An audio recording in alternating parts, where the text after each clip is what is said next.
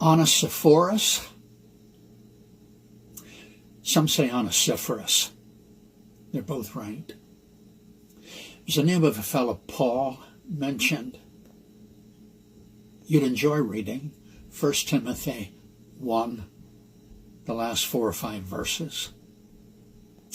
Most people think, and with good reason, that Paul was never afraid, never lonely, never down in the mouth. It's not true. I won't stop to prove it right now. But he's in Rome in prison. And he says, everybody in Asia has abandoned me. And he names 2 big hitters in it. He said, but thank God for that Onesiphorus and his family. May God bless him. When he was in Rome, he searched diligently for me. Strong words here. Looked hard. He didn't have one of those things you have in your car that tells you where to go on the streets and all of that. And in those days, they tell us, 1.5 million people lived in Rome. And there were a few streets that were well known, but there were no street markers up. That fellow searched and searched and searched. And more than that, he was searching for a criminal. Who knows what kind of trouble you'd get into when you were asking for that? Well, do you know Saul? Well, where is he? Well, he's in jail somewhere.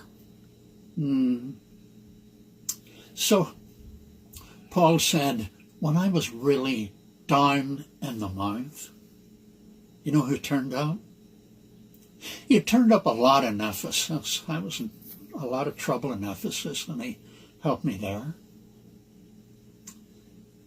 You know, he turned up in Rome, searched hard for me. I'll never forget him. It appears Onesiphorus was dead.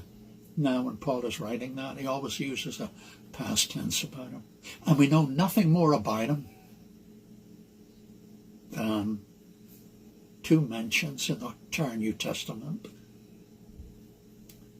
Find somebody. Look for somebody. Look hard for them. They'll remember you forever. And it will be a wonderful thing. Help me to do that, will you? Let me hear about you doing it.